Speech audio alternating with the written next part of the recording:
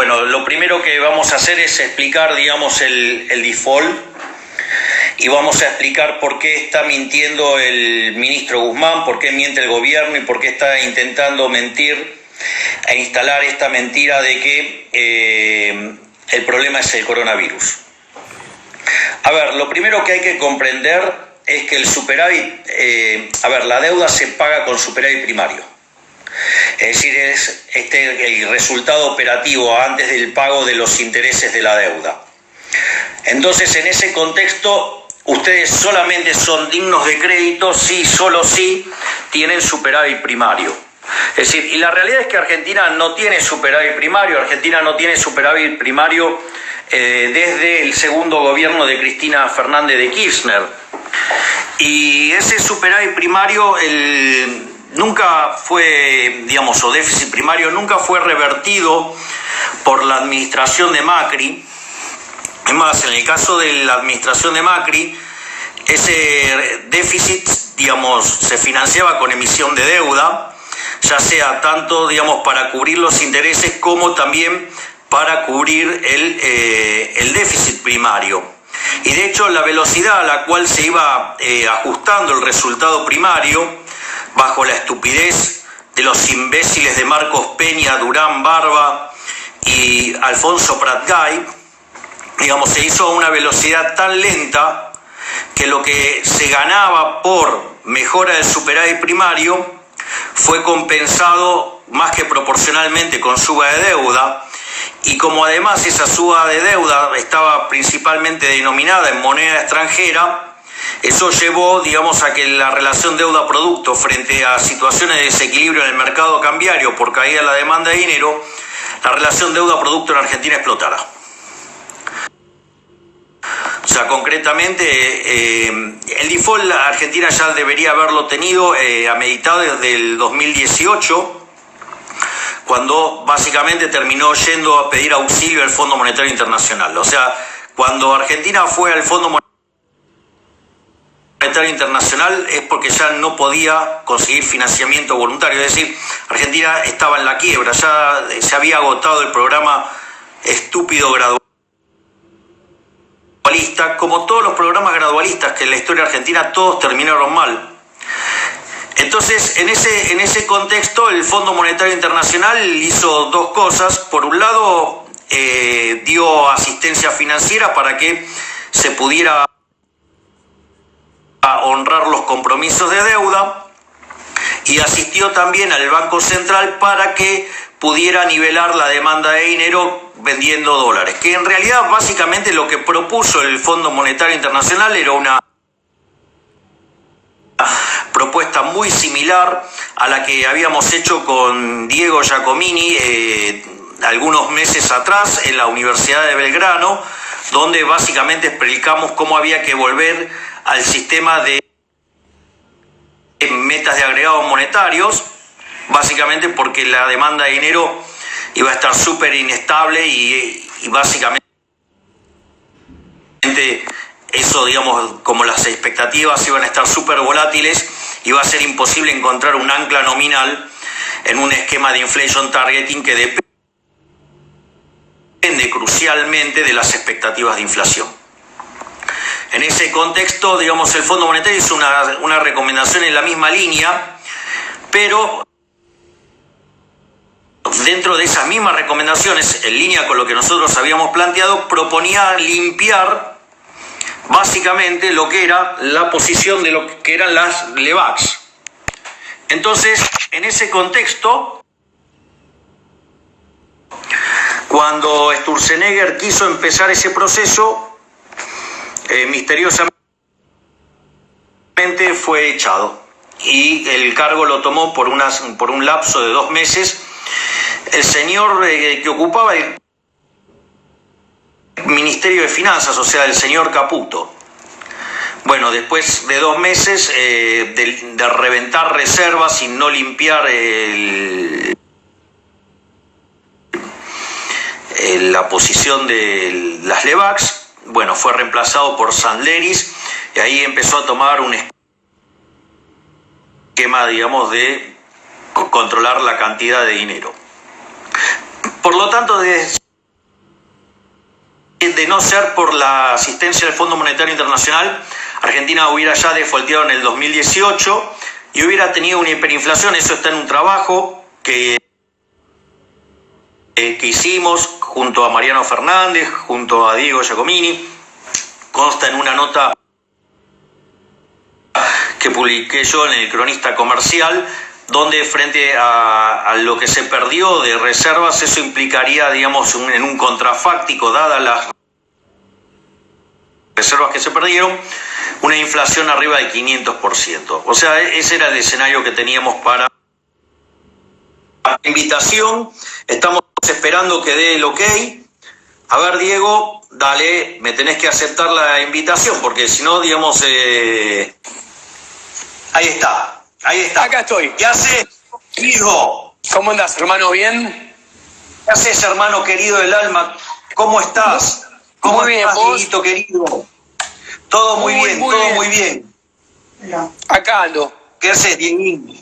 Bueno, nada, como no te encontraba, básicamente estuve Yo contando... te escuché todo el tiempo. Yo estuve todo el tiempo.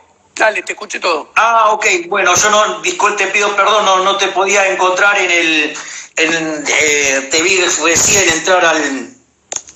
Ya me estaba calentando como buen tano calentón que soy.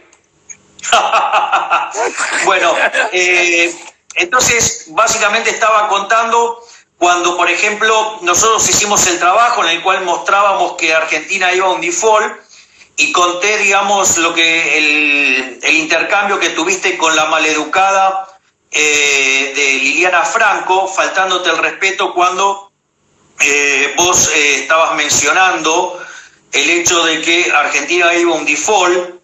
Y es más, después de ese evento, no solo que el tiempo nos dio la razón, sino que además a vos te dejaron de invitar a Intratables. Bueno, y después obviamente me dejaron de invitar a mí. O sea, parece que el muchacho Leandro Santoro tiene mucha influencia sobre el programa Intratables, por ejemplo. Contá algo de eso, si querés, de lo que fue en aquel momento, y ya después nos ponemos de lleno con las cuestiones de índole técnica. Y sí, mirá, los fundamentos macro, ¿no? De Fermo, ¿no? Y nada, y dado nuestros análisis, claro, como le hacíamos plata perder clientes y poner en evidencia los espurios de sus análisis porque tenía bonos, nada, me terminé yendo, te terminaste también peleando vos porque él te agredió, pero es parte de lo mismo. La diferencia entre vos y yo y el resto es que nosotros hacemos el análisis estrictamente técnico y totalmente independiente e intachable desde el punto de vista moral, y no tenemos ningún interés de ningún tipo. Cosa que los cortesanos de los medios, los cortesanos de la profesión, los cortesanos de la consultoría, no son ninguno independiente como nosotros, ¿no? Entonces esa, bueno, de hecho, es la de gran hecho, diferencia, como la moral. De hecho, en esa misma línea, así como vos te agredió análisis en animales sueltos,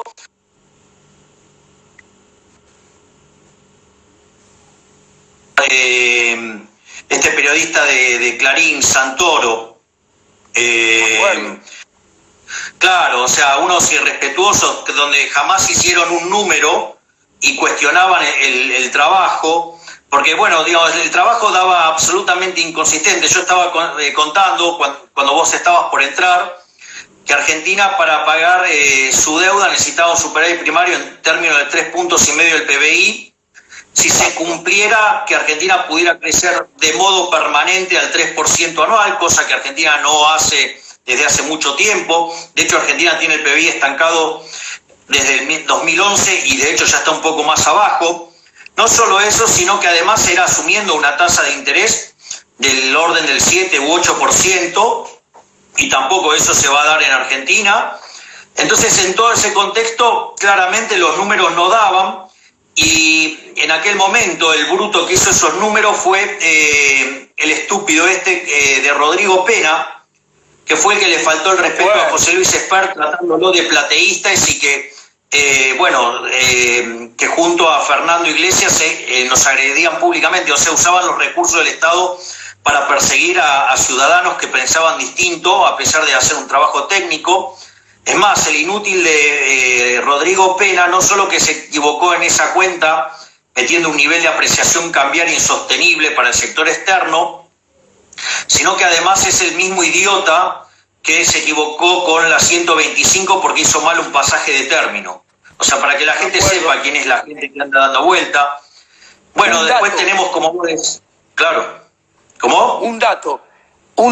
Yo le contesté, la pueden buscar la nota, a Pena, le contesté con una nota, que no me acuerdo del título, es, nada, te decimos cómo salir de la platea, y yo lo contesté técnicamente defendiendo a José Luis Espert, que todavía no había hecho ninguna, que por eso yo lo defendí en aquel momento, y le di un plan de... Ahí estamos volviendo. No sé mi explicación si se escucha bien. No, estábamos en la respuesta que vos le habías dado a Rodrigo Pena sobre este tema. Bueno, estábamos en esa respuesta y yo después les expliqué que la situación que vamos a extender es una situación mucho más delicada de la que se vivió redondeando hace 19 años atrás, o 18, porque vamos a tener una situación en la cual no hay ninguna condición para salir de a donde vamos a caer sin hacer reformas estructurales de fondo.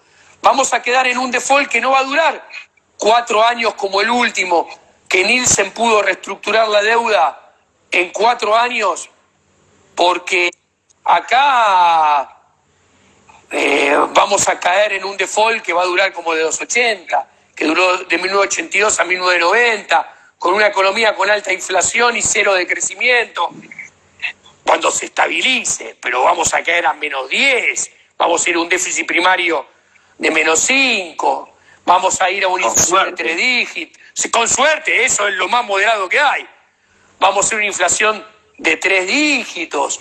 A ver, Argentina no tiene el 2002... A ver, Diego, antes de entrar, digamos, en esos detalles, sí, si me permitís, yo quiero hacer una aclaración, porque, a ver, el gobierno está tratando de instalar la idea de que, y no hay que permitirles esa mentira. Si yo ahora lo explico y te dejo ya el pie para que vos sigas para adelante sobre el escenario catastrófico que se viene para Argentina. A ver, lo que hay que comprender es que para Argentina, que pudiera ser una propuesta sablemente seria, Argentina tendría que haber mostrado voluntad de tener un superávit primario de 3 o 4 puntos del PBI.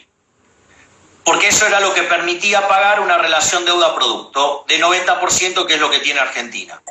La realidad es que el impresentable de Guzmán no quiere pagar durante los 4 años del gobierno de Alberto Fernández, porque creen que básicamente la expansión que hubo durante el primer tramo del kirchnerismo se debió a que no pagaron la deuda, y eso es falso. En realidad fue porque se rebotó de una situación de un gran apretón monetario por el tema de la convertibilidad y la corrida, que derivó en un tremendo apretón monetario. Por eso cuando se inyectó dinero después de la DEVA, básicamente ahí, digamos, la economía empezó a repuntar en la medida que recomponía los saldos reales. Pero, digamos, al margen de esa situación, el impresentable de Guzmán lo que estaba apuntando era que de acá a 4 años tuviéramos un superávit primario de 1 punto del PBI. Si yo le compro los argumentos de que supuestamente se iba a endeudar al 7% y que el crecimiento iba a ser del 2%, eso permite pagar 20 puntos en términos del PBI de deuda. Y si uno considera que los organismos multilaterales tienen 20 puntos de PBI, o sea, representan 20 puntos del PBI de Argentina, lo que es la deuda, en ese contexto lo que nosotros tenemos es que si se le iba a cubrir el pago a los organismos multilaterales, la contracara es que nada. Por lo tanto, la negociación que estaba llevando el imbécil de Guzmán conducía a un desastre. Si eso vos lo habías mencionado muy enfáticamente, o sea, Argentina, esta negociación, digamos, no iba hacia ningún lado. Es más, si vos fuiste también muy claro cuando señalaste, no, bueno, pero no solo eso, sino que, ok, supongamos que reestructura, digo, vamos a tener de vuelta problemas para adelante. O sea, digo, ese es lo que, digamos, ve, digamos, por lo tanto, Guzmán es un mentiroso. Es un mentiroso. Bueno, mintió hace poco, ¿no? Digo, es un inmoral, porque arrancó mintiendo diciendo que no iba a haber ajuste y ajustó al sector privado. O sea, que para él que no haya ajuste es no tocar a los políticos. O sea, que es una basura más. Mintió también con lo que tiene que ver con el hecho de que dijo, por ejemplo, hace pocos días, es más, él dijo que, bueno, iba a relegar las metas fiscales, que no iba a pagar con reserva, después dijo que iba a pagar, después dijo que no iba a discriminar entre deuda local y deuda emitida bajo legislación del exterior, y sin embargo lo hizo. Entonces, básicamente es un mentiroso y lo que está haciendo, le está haciendo mucho daño al país, porque básicamente lo que está haciendo es perder tiempo valioso. Hoy los bonos de legislación argentina cayeron más del 10%. O sea, en un momento llegaron a estar casi un 7% abajo. Es decir, y me parece que lo más grave es que además el presidente Alberto Fernández festejaba lo que había dicho, lo cual es de una gravedad enorme. Pero bueno, dale, continúa vos ahora con lo que ves en el escenario a la luz de esta situación. Yo, si me permitís, voy a hablar para adelante, claro, que veo a la gente joven. Primero, para redondear lo que vos decís, estaba diciendo sobre Guzmán, yo siempre me refiero y escribo sobre él como el inmoral. Él tiene la inmoralidad y la ética que necesita un gobierno chorro, parasitario, corrupto, que nos quiere llevar al socialismo.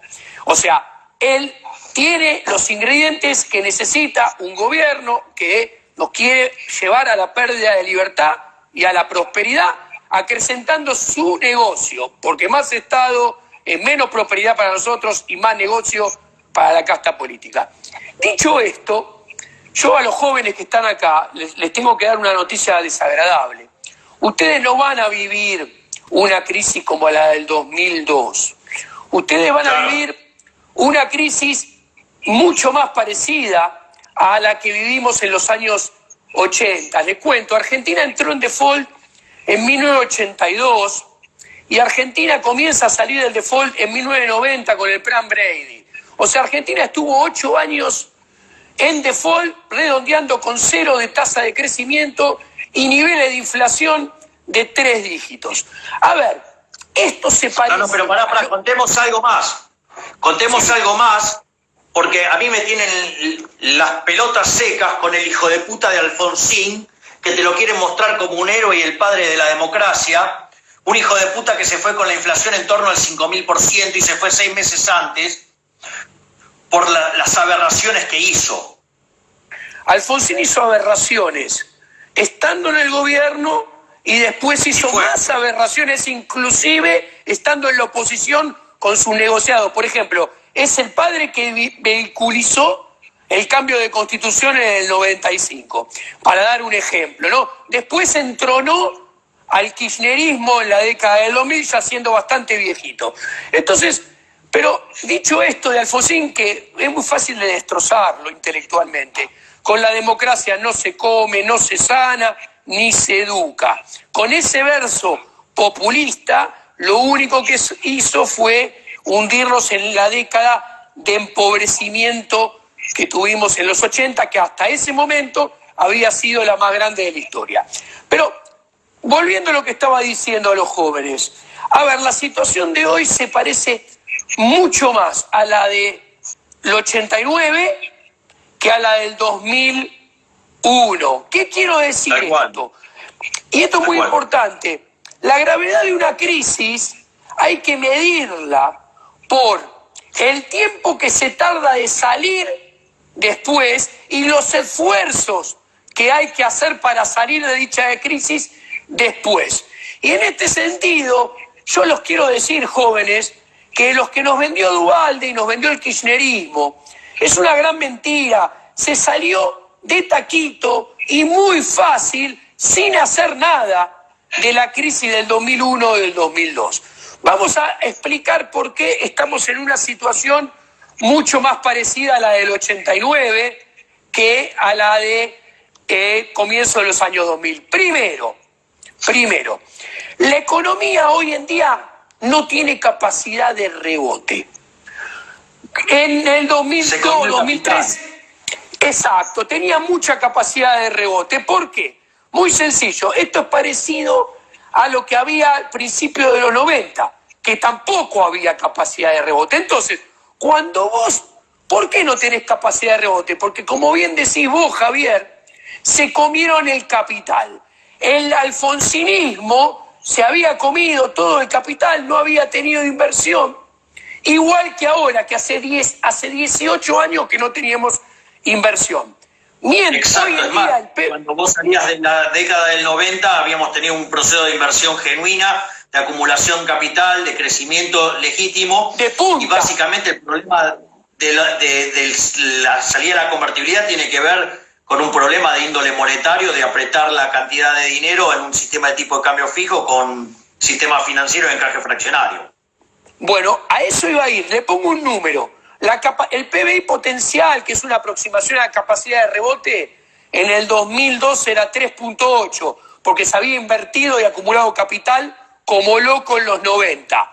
La prueba es el sector energético, no se puso un mango durante 18 años y las cosas funcionaron.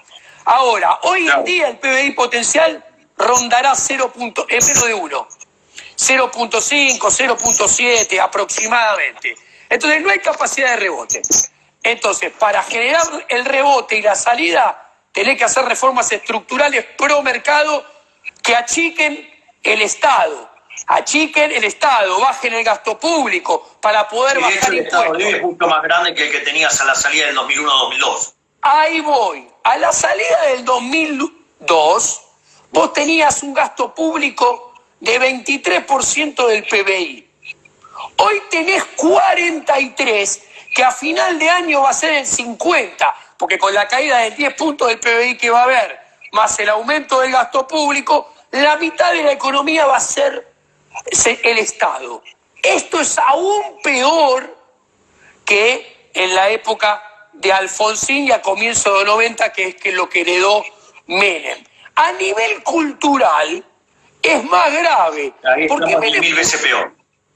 Claro, porque Menem pudo hacer las reformas que hizo, porque les cuento, jóvenes, desde 1987 hasta 1990 en la televisión había un programa ícono de análisis político-económico que lo conducían Neustadt y Mariano Grondona, que a toda la población durante 3 años, exactamente, les mostró, les enseñó que el Estado era el problema, no la solución. Claro. En cambio acá, todos los medios de comunicación, y acá se ve con el coronavirus de manera muy fuerte, nos enseñan que el Estado, en lugar de ser el problema, que es lo que es la solución. Entonces, culturalmente, tenemos el problema que no hay un basamento cultural, social, que banque esos cambios estructurales de fondo que hay que hacer. Es más, te complemento algo en la misma dirección, Diego. Si vos te fijas, todo el relato de los medios hoy es la lucha de clases, es bien marxista. Fíjate cuando pasó el tema de los rugbyers, lo plantearon como un problema de lucha de clases. El tema del surfer, ¿sí? Digamos, estigmatizaron al surfer, pero, digamos, protegieron al hijo de Pablo Singerman, ¿no? A Lucas Singerman, cuando, digamos, el padre, digamos, o sea, es un abanderado del progresismo y después salió, digamos, a bancar al impresentable del hijo que se subió enfermo, poniendo en riesgo la salud de 400 personas, ¿no? Exactamente. Los jóvenes que nos están mirando tienen que tener en cuenta que desde el 2000 para acá, a nivel mundial, hay un avance sostenido, permanente, del socialismo. Y a nivel doméstico, es eso multiplicado por 3 o por 4. Y el avance... Es más, te voy a dar un dato que complementa que lo que estás diciendo está cierto. Vos sabés que hace unos días hice un en vivo también con Agustín Laje, y él hizo un trabajo mostrando cómo el uso político de la pandemia ¿Y vos sabés quién escribió eso? Foucault. ¿Quién? Y explicó cómo hacer para utilizar la pandemia y encerrar a toda la gente, sembrar el terror y que de esa manera avance el Estado, avance la solución socialista. Es que de lo que estamos hablando es de eso. A ver, no hay sistema de legitimación más poderoso que inculcar el miedo y el pánico a la sociedad. Porque la sociedad, con miedo y pánico, ¿qué pide? Pide un padre, pide la protección paternalista de un padre que es un violador hijo de puta, en realidad, que es el Estado, o sea, que de buen padre no tiene nada. Entonces, eso permite el avance legitimado, que en realidad, por la casta política, a la casta política le sirve como negocio. Entonces, vos te vas a ver que van a expropiar, van a comprar empresas a precio de remate, entre dos ejemplos que figuro, que se me ocurre mencionar, y eso es negocio para ellos.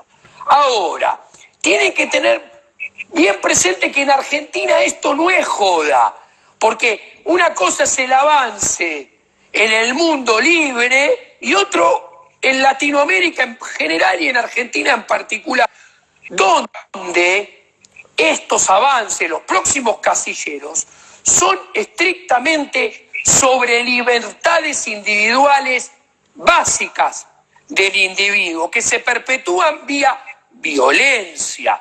Entonces, esto desde el punto de vista, llamémoslo más filosófico. Volviendo a la economía, ¿qué más? Sí, yo quiero que hagas el link entre la parte fiscal y, digamos, y la parte monetaria. Digo, así, digamos, ahí voy, sí. Queda claro a la gente por qué vamos a una hiperinflación. A ver, la parte fiscal es muy sencilla.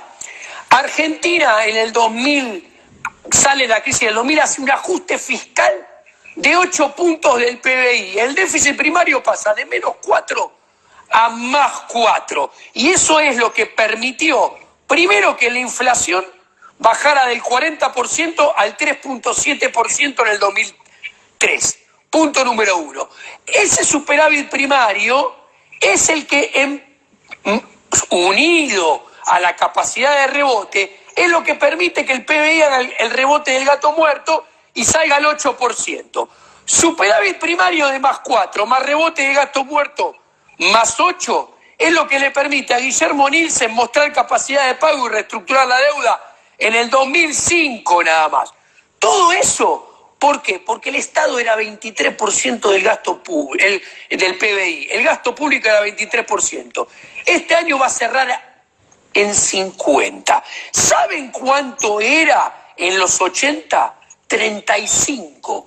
Estamos mucho más jodidos fiscalmente que en los 80. Y el déficit primario, cuando le sumamos el cuasi fiscal, es el triple del que teníamos al final de los 90. Entonces, cuando vos esto lo unís con lo monetario, y esto es importante, ¿qué pasaba a la salida de la convertibilidad y el default? Argentina venía de 8 años de inflación promedio 0, con deflación en los últimos años. ¿Y esto qué sucede? Como vos bien mencionaste, en el esquema de inflación, de currency board, de convertibilidad, de patrón dólar y salida de capitales, esto hizo que la cantidad de dinero cayera. Entonces, ¿por qué?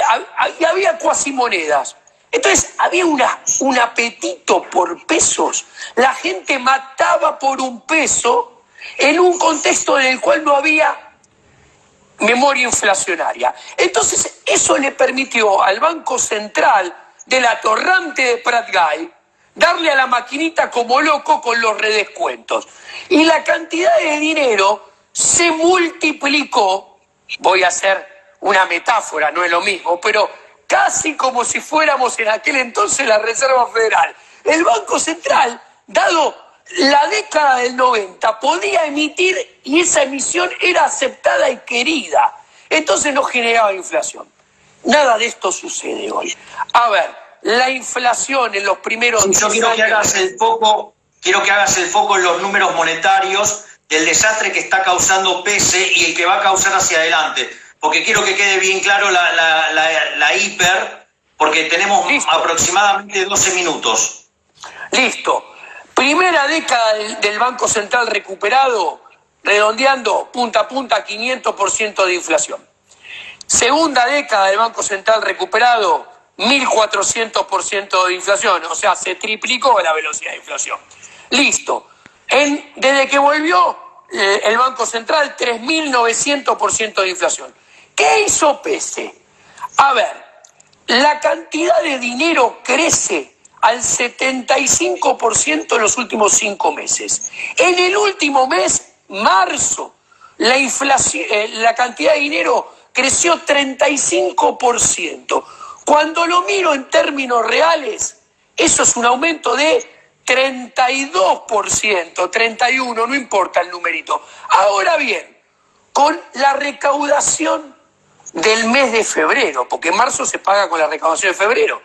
Entonces, ¿qué quiero decir? El agujero que va a venir ahora en abril, en mayo, va a ser mucho más. Bueno, de hecho, la provincia de Buenos Aires estima que, por ejemplo, los ingresos le cayeron 40%.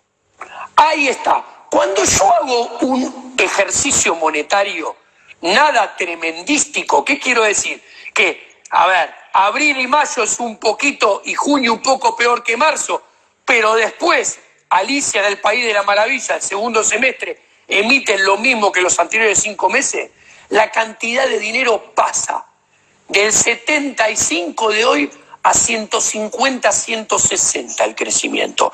Cuando yo miro y considero que los retardos de política monetaria se van a cortar y lo normal que es entre 12 y 18 meses pasen a ser 6, 8, no lo podemos saber, y después 4 o 5, la inflación va a iniciar un viaje hacia los 3 dígitos en este segundo semestre de año, que se van a prolongar y se van a, dados los retardos, intensificar el próximo verano. Entonces, yo quiero que tengan conciencia que vamos hacia un escenario de, tranquilamente, -8, -10 de PBI, inflación de 3 dígitos, que el año que viene también va a seguir con trayectoria alcista y también va a tener número negativo de PBI.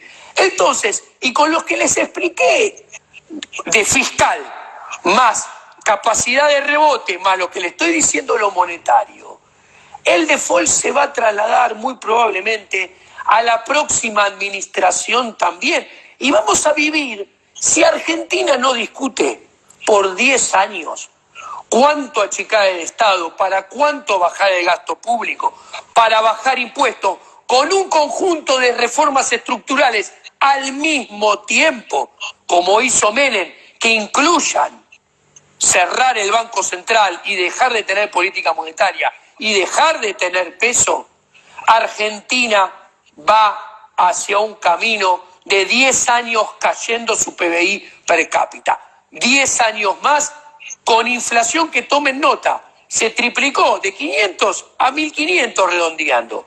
Bueno, se va a acelerar y vamos a caer en hiperinflación más rápido de lo que ustedes creen. El riesgo está a la vuelta de la esquina. Es más, yo ahí te complemento algo, ¿no? Porque digo, esa caída de la actividad, digo, va a deteriorar el empleo. Digo, la única forma que no estalle brutalmente el desempleo es con una brutal licuación de los salarios reales vía la inflación. Digo, con lo cual, digamos, vamos a ir a una explosión de pobres, indigentes, una situación muy complicada. Y quiero compartir con vos un análisis que estuve haciendo sobre la posibilidad de, básicamente, la existencia de una guerra civil. Y y el punto es el siguiente. Primero, te explico un poco ahí, la pobreza va al 60-65% de taquito. En ese escenario. Claro, exacto. Pero fíjate esto, ¿no? Porque la señora Paula Español sube orgullosa a su cuenta de Twitter fotos de locales clausurados. Sí. Esto es como, digamos, decir, bueno, yo me acuerdo siempre un ejemplo que decía de Pablo, ¿no? Va un tipo a comprar un jarrón y le dice, quiero comprar ese jarrón. Le dice, ¿cuánto está? Le dice, por decir algo, 50.000 pesos. Y dice, no, bueno, está bien, pero ¿cómo 50.000 pesos si el de enfrente estaba a 25.000? Bueno, vaya y compre el de enfrente. Me dice, pero no tiene más. Entonces, bueno, acá cuando no haya más también va a costar 25.000.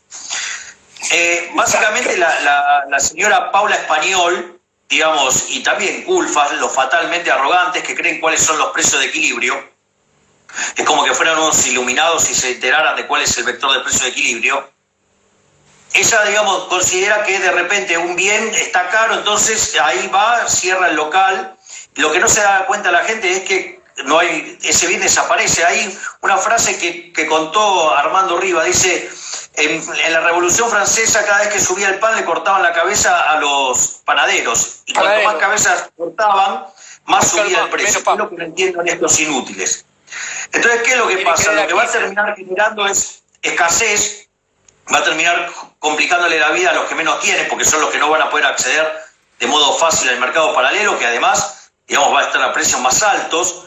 Pero no solo eso, sino que el hecho de estimular eso lo que genera es una conducta por parte, digamos, de los agentes de sobreacumulación de bienes, ¿no? O sea, para protegerse, y eso genera un esquema tipo dilema de los prisioneros, donde todo haciendo lo mismo contribuye al peor de los equilibrios, por decirlo de alguna manera.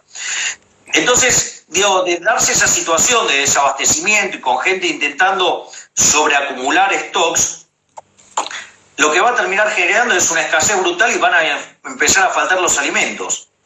Y la verdad que de ahí a que...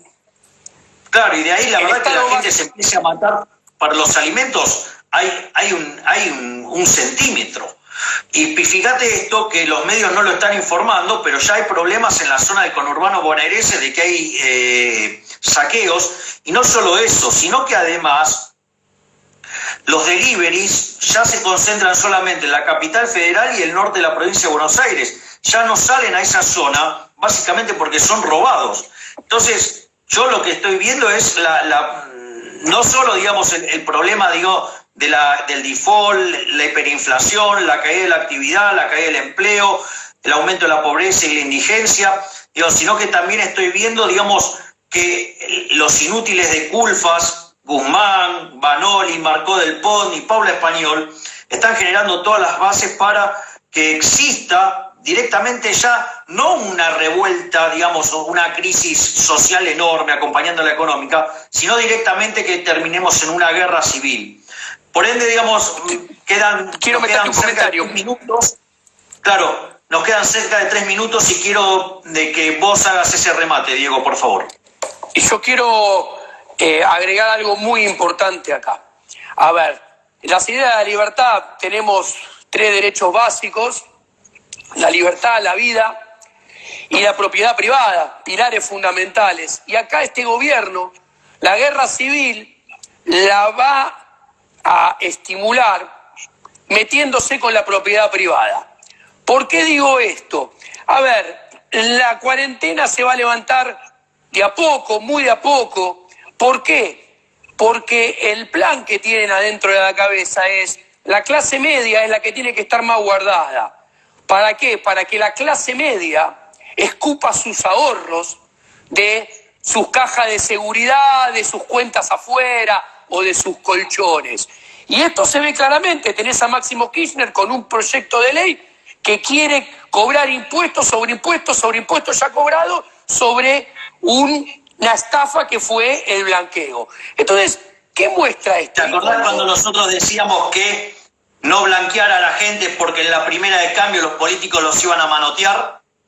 Hay una nota mía escrita que termina, esto está hecho para que el próximo gobierno case en el zoológico, está en Infobae, blanqueo, nada éxito se llama, o algo así. Entonces, no es menor. Acá ahí también nos dijeron de todo, ¿eh? De todo. Y los amarillos nos dijeron todo. Había periodistas que operaban para el blanqueo.